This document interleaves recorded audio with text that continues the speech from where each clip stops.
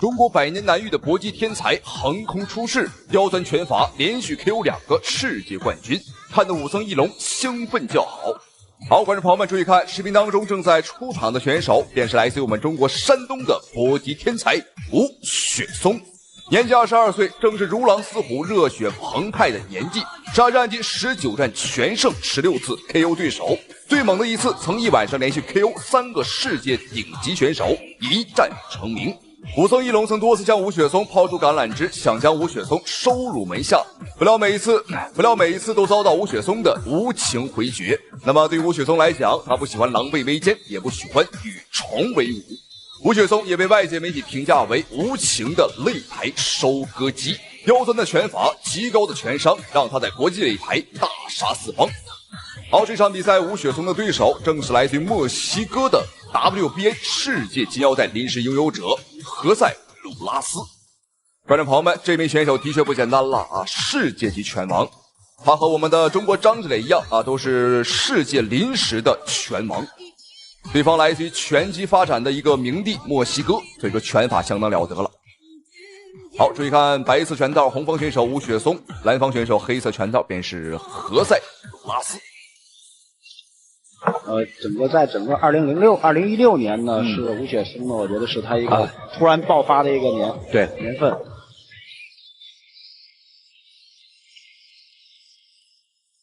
吴雪松还是哇，这是一个冷拳，一个后手拳，雪松有点大意了。观众朋友们，这个何塞鲁拉斯啊，果然是来者不善，对方拳法非常的刁钻。当然了，吴雪松也是稍微有一点大意。不过我们现在看吴雪松的状态是完全没有眩晕，或者说有什么影响。注意看何塞这个家伙，脚下步伐灵活多变，弹跳力极强，而且他的臂展啊更是恐怖。这场比赛对吴雪松来讲，我们的优势呢是拳腿功夫都有，而对方呢只精通拳，非常善于这种中远距离的这种奔袭。对，我们看一下雪松到现在也没有特别的着急啊，还是要控制一下。何塞的这个假动作啊，还比较不错。对，刚才的一个后手的一个拳法击倒，就是在前手晃了一下。其实我们看这两个选手的臂展都非常的高啊。对，何塞很快啊。何塞的非常灵活，而且身体的这个姿势的改变啊，往往能够躲过雪松的非常直接的进攻。对，他的攻击路线比较多。漂亮。漂亮！标志性的前手摆拳。观众朋友们，有仇不报非君子，吴雪松也是毫不犹豫啊，以牙还牙，以眼还眼，给到何塞一次读秒。那么现在双方的局势呢是打平啊，各有一次击倒。好，现在第一回合还有最后1分钟的时间。我们注意看吴雪松呢还是一个前压的态势。那么对于吴雪松这个年纪啊，他是如狼似虎，热血澎湃，最不怕的观众朋友们那就是拼拳。而这个何塞恰恰相反啊，这是一个老油条了啊，32岁。所以说对方更多的是想用技巧性来战胜吴雪松。本身何塞的这个就中远距离奔袭都比较突然。对，然后雪松在近的时候啊，一定要做好防守。对。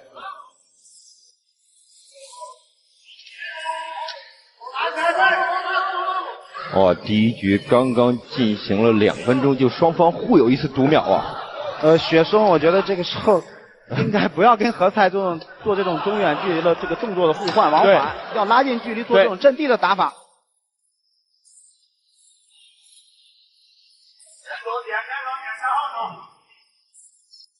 好，第一回合比赛结束，这场比赛是2位拳法高手的对决，看真是非常过瘾。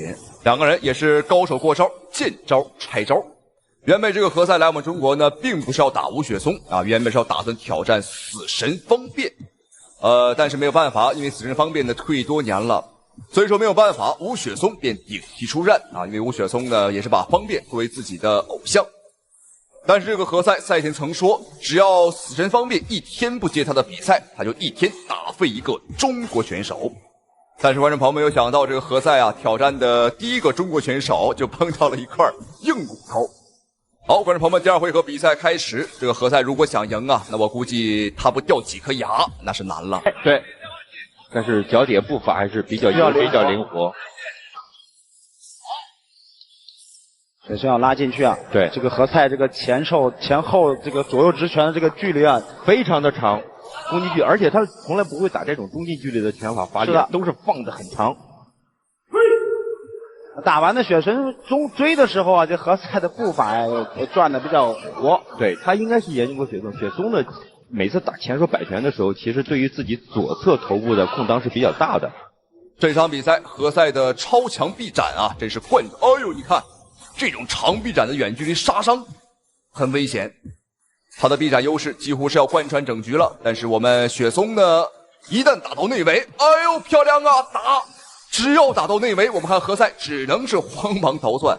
这个前手后手前虚几次啊！哇，前手，我维修救了啊！这我们看何塞还可不可以？好，观众朋友们，如狼似虎的吴雪松啊，在第二回合成功干趴了何塞。对方刚刚倒地的时候，后背是有围绳的，如果没有围绳啊，对方可能已经是躺到了地上啊 ，KO 了比赛。好漂亮，前手平勾，哇，这一下结束了。我们看何塞鲁拉斯在比赛第二回合1分27秒，这个时候被吴雪松的拿手好戏前手平勾一拳打翻。这一招就像拳王泰森的死对头剃刀拉多克一样啊，前手平勾非常的厉害。要知道这可是左手拳呢，让我们恭喜吴雪松，太精彩了。随着吴雪松战胜了墨西哥拳王何塞，他的名声也是水涨船高，越来越大。这一战来自于土耳其的拳王，世界排名第5的泰范霍斯坎慕名前来挑战。好，这场比赛和上一场比赛不同了，这个泰范霍斯坎实力更强，而且他的拳腿功夫都很厉害。这场战绩更是有着惊人的86战72胜。他在浪漫的土耳其已经是难寻敌手根本找不到对手了，所以说来到中国来看一看有没有能跟他一较高下来切磋的高手。好，这场比赛吴雪松也是来者不拒，你敢来我便敢战。好，比赛开始，看红方选手白色拳道吴雪松，蓝方选手黑色拳道便是泰范霍斯坎。好，双方互换腿法。好，比赛开始，看吴雪松呢还是稍微有一点点紧张啊。泰范霍斯坎，红方吴雪松。从之前双方上一轮的比赛当中，我们看到泰范霍斯坎他的风格比较趋向于这种防守反击。他打得比较灵活，而且报价比较稳，是的，防守非常严密，就是击不了对方，给他打重拳，他对方有一种畏惧感，也是一种胜利。但是泰范霍斯坎他的腿法呢非常刁钻，而且非常突然。这个霍斯坎他的上下结合有点像不按套路出牌一样。是的，他报价很假，死死盯着眼睛，突然他高标腿下来了，所以说不能。这一场比赛和上一场比赛，观众朋友们，完全是两种不同的感觉了。我们看吴雪松呢也不着急，因为这个泰范霍斯坎我们注意看他的防守做得很好，双手举高更多的是腿法来进攻吴雪松，而且你看这个家伙，一抽一抽的哈哈，他喜欢突射冷箭，这是一个不走寻常路，一个属于野路子的选手。但当然了，吴雪松也不是什么正道门派因为他的拳法也很刁钻也很突射冷箭。霍斯坎的连续的重拳重腿，这是非常危险了。霍斯坎里边的防守反击非常快。是的，我这场一开场的比上场打的还要厉害，还要好。上一场比赛他刚开赛第一场回合呢还略有防守，他现在没有了，这是刚过去多长时间？是的，泰范霍斯坎非常擅长这种假动的迷惑以及这种上下虚实的结合。小心吴雪松要小心，打的确实累，也可能累了一些。这场比赛对于双方选手的体能还有心肺功能是一个极大的挑战。尤其在高原上作战。是的，这个现在霍斯坎就是他有点智商。好的，漂亮！直接是前手的平勾，打到这读秒。观众朋友们，又是前手平勾。看来吴雪松的拿手好戏，他的拿手绝活便是这夺命的左手拳了。赶紧走了！有没有？吴雪松想乘胜追击，对，乘胜追击，再来！连续的重拳重腿，看有没有，能不能击败这位世界冠军？好，现场的铃声救了这个泰范霍斯坎一条小命对方呢眼瞅着就要被 KO 了，但是没有想到铃声吹响，把对方呢从地狱拉回了天堂。第二回合开始，我们看到一开始霍斯坎是加强了进攻，吴雪松，魏松的摆身力量是比他要大，比他要力量拳的力量要比他大。值得看泰瓦胡斯卡开始使用反击拳，不能小看泰瓦胡斯卡这种冷拳冷腿的。对呀，他是不按套路出牌的，这是你看看。刚才是吴雪松也遭受到重击，双方啊都在拼这种架。好了，结束了 ，KO， 这是完全直接 KO， 直接 KO， 直接 KO。这次是好，观众朋友们没有问题，又是前手平勾，让我们恭喜吴雪松这位来自于中国的搏击天才，太精彩了啊！没有想到两位世界级选手在这位中国小将的面前如此不堪一击，再次恭喜吴雪松。好，看得出来吴雪松战胜对手很兴奋，因为对方世界排名第5，而吴雪松击败了他，也会抢走对方的位置。好，再次恭喜，咱们下期视频再见。不晋级，诸神之战世界冠军赛。这是16强的入场券，确实实力很有实力的，很结实的一拳。啊，到现在还没有起来，不要再起来，先让他休息一会儿。刚刚我们看到，因为在那个状态下，双方都是自杀式的进攻，对，全都是在对拼，毫不相让。啊，不要动他，不要动他，让他再歇会儿啊。对。我好想逃，却逃不掉。放弃你是最痛苦的煎熬。我好想。这个大力士一拳没出就赢得了比赛的胜利，光是看这家伙的体型啊，就把对手吓得不轻。这个大力士名叫罗伯特·伯内卡，在美国健美圈啊有着非常大的名气，在外国有着不少的健美选手以及职业拳击手啊都向他来虚心讨教如何把自己的身体变得像他一样大块头。而且这个罗伯特·伯内卡不仅有着壮如灰熊的身体，他的力量也相当的恐怖。我们光是看他日常训练的视频啊，就能感受到他平日里的训练强度有多么的吓人。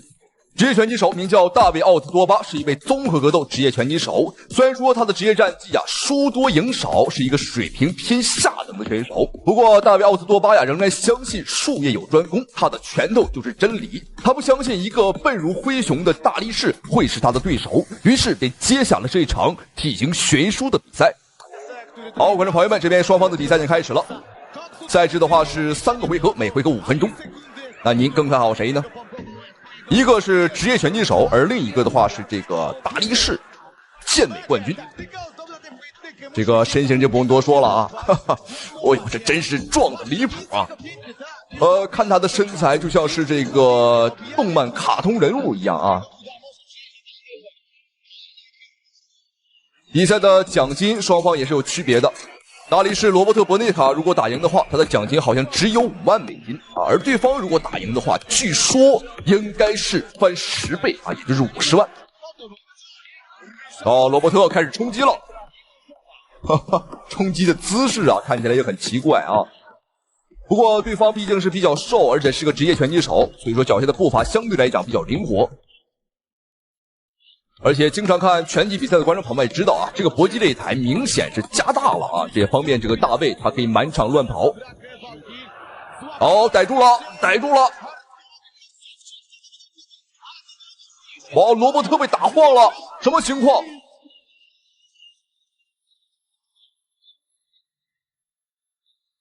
大卫继续跑，边跑边打反击，但罗伯特·伯内卡我们看再一次冲上来。靠着自己的身形和力量优势，想打一些贴身肉搏。果然还是术业有专攻啊！虽然说罗伯特·伯内卡长得很壮啊，但是拳法和格斗技巧几乎为零，和这个大卫·奥兹多巴还是比不了的。双方玩成了猫捉老鼠的游戏啊！哎，罗伯特·伯内卡勾勾手指。你过来呀，小子，你过来呀！敢不敢尝试哥的威力？说句实话，这个真是不敢尝，因为他的力量太恐怖了。罗伯特·伯内卡他日常训练的时候啊，双腿倒蹬做组，也就是蹬这个哑铃片啊，能蹬700多斤。你可以想象一下他的这个力量有多么的恐怖。好，裁判开始警告了，告诉双方啊要打起来。但是没办法呀，这并不是说罗伯特·伯内卡不想打，而是这个大卫呀一直在跑。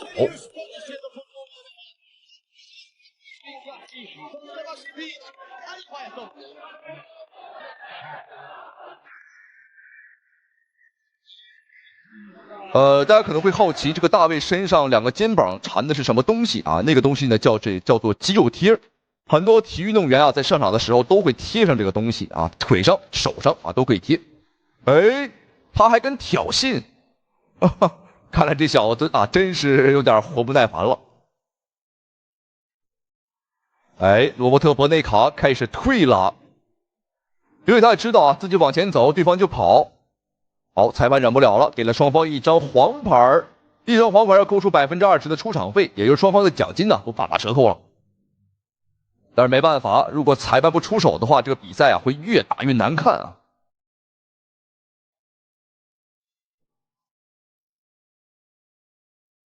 罗伯特又冲上来了，踩紧油门，往前顶，但是有点笨重啊。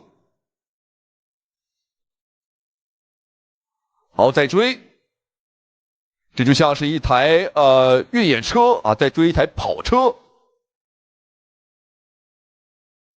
如果在光滑的路面上啊，在高速公路上，那肯定是跑车更快嘛。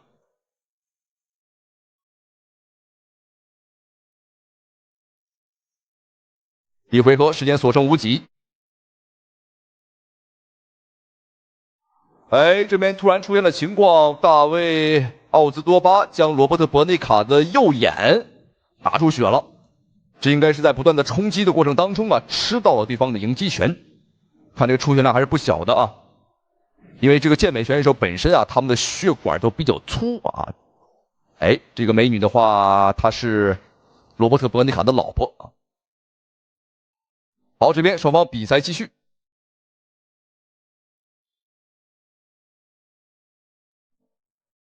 难道说今天这个职业拳击手大卫要通过这种消耗战来耗死对手吗？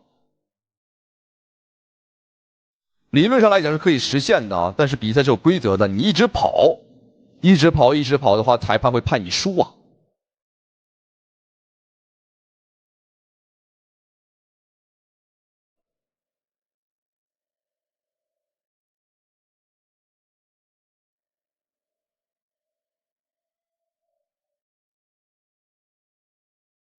哎，抓住了，但比赛时间所剩无几。说句实话呀，虽然说罗伯特·伯内卡体型很壮啊，但是我们看近身缠斗和肉搏的时候，也没有占到什么上风啊。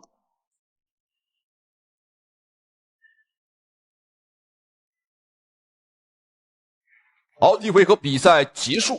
其实啊，像这种跨界的比赛在赛事当中是比较少见的，但是赛事方呢，为了博眼球，为了收视率啊，为了这个金钱嘛，所以说没有办法，请来了罗伯特·伯内卡。好，看一下精彩回放。罗伯特·伯内卡吃了很多拳，没办法啊，他的话几乎是没有什么拳法，他只知道这个往前推和抓住对手。但是我相信，如果说实打实的让他打一拳啊，力气应该是很恐怖的。哎，镜头又给到了罗伯特·伯内卡的老婆，相当漂亮。好，第二回合比赛继续。这个大卫呢，在他的职业生涯当中啊，好像只赢过3场比赛啊，其余的10多场好像都输了。不过你可以质疑他能力不行，但是最起码他是会打拳的，他知道拳击比赛该怎么去打。好，第二回合没有问题啊，大卫又是采取了这种游走战术啊，双方的这个距离，观众朋友们，过一台大卡车。过一台前4后8，或者说这个大卡车都能过去吧？太远了，这是南极到北极的距离吗？有一次的尝试前冲，但是抓不到啊。因为毕竟是拳击比赛，不穿衣服啊。如果说穿衣服的话，恐怕应该是能抓住的。裁判开启了一些口头警告，但是大卫奥兹多巴依旧是不听啊，就是跑。哎，裁判受不了了，再一次警告双方。不过我觉得应该是警告大卫更多一些啊！如果你再这么跑下去的话，恐怕要判你输了啊！裁判是有这个权利的啊。哎，只给到了大卫黄牌，没有给到罗伯特·伯内卡，我觉得这是公平的啊。好，双方比赛继续。罗伯特，哦，这一拳漂亮，打翻了。这是本场比赛唯一命中的一拳。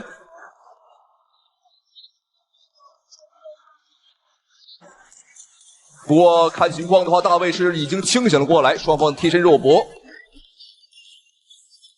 但是罗伯特·博内卡空有一身力气，没有技巧啊！哇，这一下是自己把自己给轮翻了，全都抡空了。再一次贴身肉搏。其实啊，这个罗伯特·博内卡就把对方想象成一个哑铃啊，想象成一个他平日练功的一个器械啊，应该就会好很多。他甚至可以把对方给举起来，只不过他现在呢陷入到了一个漩涡里，因为平日里呢他举起一个400-500斤的器械啊，很轻松，更别说一个100多斤的人了。只不过他现在呢有点没弄明白咋回事啊。完了，又跑了。看情况，罗伯特·博内卡体能有点不支了。虽然说是大力士啊，但是他的爆发力比较强，但是啊，耐力比较弱。就像是大象和兔子，你说谁的力量更大？那肯定是大象更大。但你说谁跑得快？那肯定是兔子呀。第二回合时间所剩无几了，两个人还在磨时间。估计大卫·奥兹多巴现在在想啊，这50万美金呢马上要到手了，他现在想应该买一个什么样的房子啊，买一个什么样的新车。又打空了，每一次空拳对于罗伯特·博内卡来说都很痛苦。最后的30秒，第二回合马上结束。这小子是不是看过《孙子兵法》呀？啊，观众朋友们，36计走为上策。这个战术执行啊，一点问题都没有。但是他的行为呢，被裁判啊，被裁下的这个打分员啊，都看在眼里。估计现场的观众和裁判也没见过这种场面。现在罗伯特·博内卡他的手啊，已经累到举不起来了啊，只能举起一只手。哦，裁判受不了了，哇，第3张黄牌，3张黄牌累积成为一张红牌，也就是说呀，直接判他输了，裁判是有这个权利的。好，看罗伯特·博内卡的老婆很兴奋啊，毕竟奖金到手了，可以买新的衣服啊，新的包包了。哎，这边大卫还有点不太服，你有啥不服的？你一直在跑啊，你也不主动进攻，判你输啊也是应该的。你以为这50万这么好拿吗？好，这场比赛结束了，我建议这个大卫以后就不要打拳了啊，这种跨界比赛呢也不要参加了，这属于自己屈辱啊。再次恭喜罗伯特·博内卡，同时非常感谢屏幕前您的收看与支持，咱们下期视频再见。注意看视频右边这个正在喝水的金发女子，她究竟是有多狂妄，实力有多强，才敢这样羞辱对手？而在另外一场比赛中，她的行为更是令人感到作呕。他在对方毫无防备的情况下强吻了对手，但他得到的回应远远不止这一个巴掌。好，这边双方的比赛已经开始了。参赛的2名选手就是刚刚在发布现场强吻和被强吻的2个人。我们注意看，金发女子穿着黑色战袍，便是强吻对手的米凯拉·劳伦。她可以说在女子拳坛横行霸道，而且她还有一点点这个性取向有点问题。哎，刚刚在双方近身肉搏的时候，他又偷偷亲了对方一下。好，我们再注意看，穿着白色战袍的便是塞利西亚·布雷库斯，她就是那个穿着红色西服还了对方一巴掌的那个姑娘。她的性取向完全没有问题，而且她已经结婚了，而且还有2个孩子。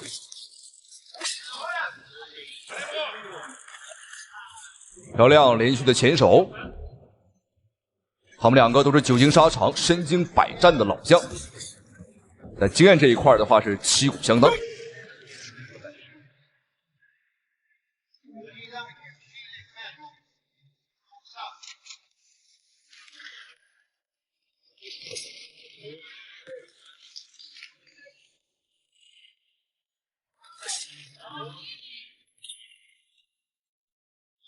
在双方的节奏上，明显布雷库斯要快了劳伦一个节奏，快了对方一拍总能是在对方先启动之前先打对方。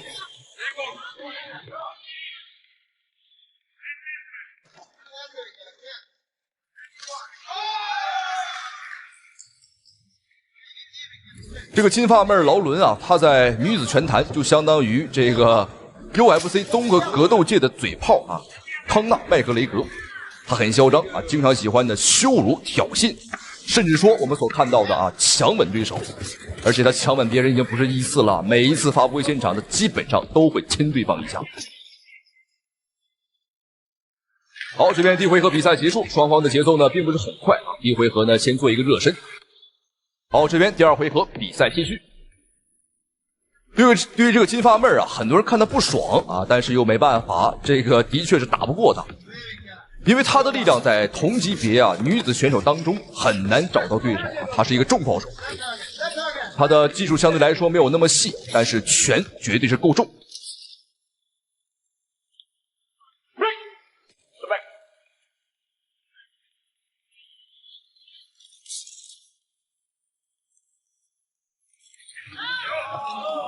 布雷库斯啊，这个穿着白色衣服的姑娘，不仅要防着对方的拳，还要防着对方的嘴。这比赛不好打。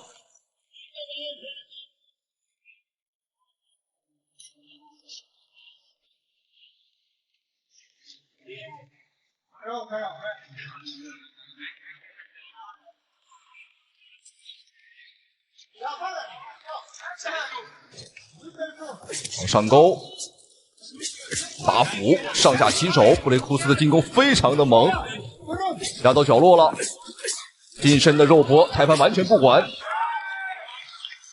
打完就退啊，进退的速度都很快。目前来看，布雷库斯的整体技术水平的确是要高于这个金发妹啊。我相信有些观众朋友肯定会想问，视频一开始被这个金发妹啊浇矿泉水的那个姑娘怎么样？答案就是他把人家给 KO 了啊，羞辱了人家，还把人家给 KO 了，可以说是杀人诛心呐。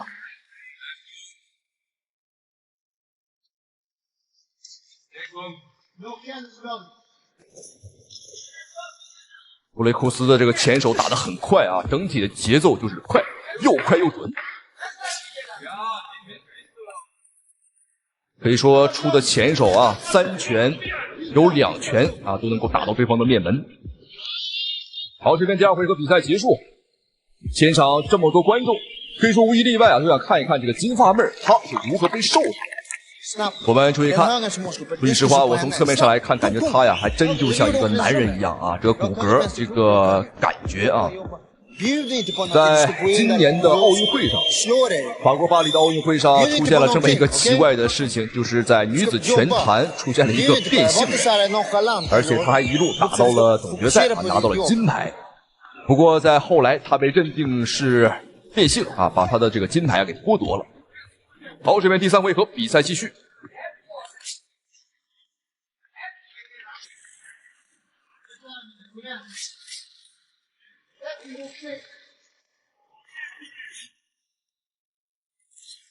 哦，这个后手有打中下巴，稍微晃了一点儿，但金发妹又吃到一个后手，他已经晕了，但是还是乘胜追击，故作镇定。布雷库斯也很稳啊，知道对方晕了，但是呢不着急，战术也没问题啊，你防守拿得高，那我就打你的肚子，争取把对方啊先打到破防。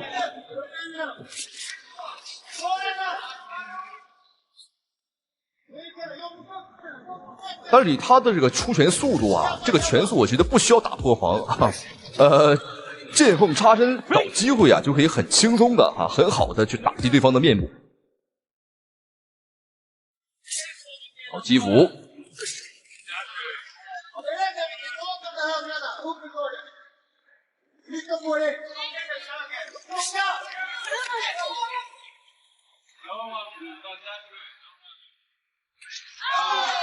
前手可以说是怎么打怎么有啊！我们看金发妹劳伦的脸，哈哈，这个白皮肤啊，已经打成了这个红孩儿。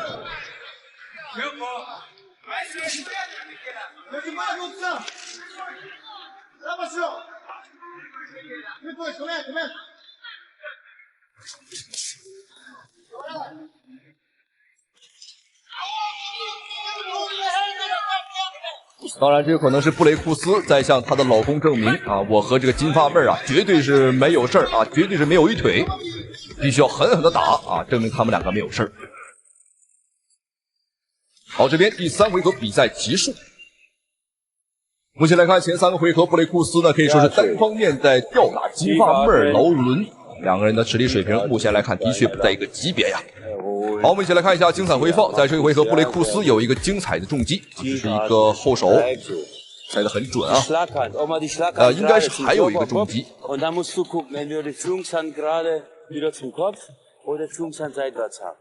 哇，这一下后手啊打得很结实。在对方马上要还手的瞬间，赶紧跑啊，不给还手的机会。好，第4回合，比赛继续。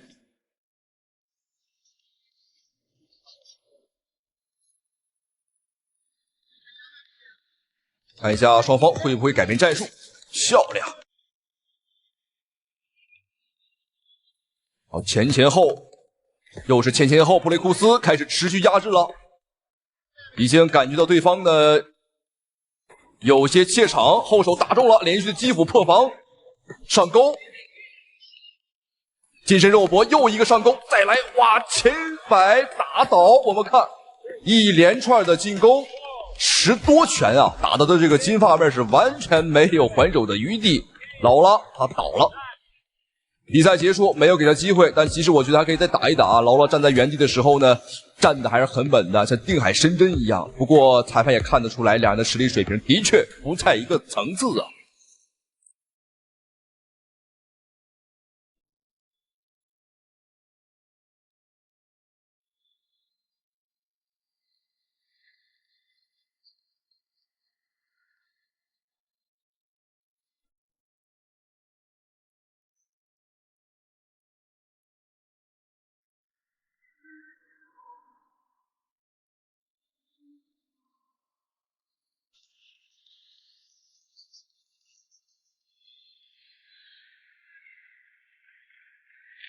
本曲由江阴阳 Music 为您打造。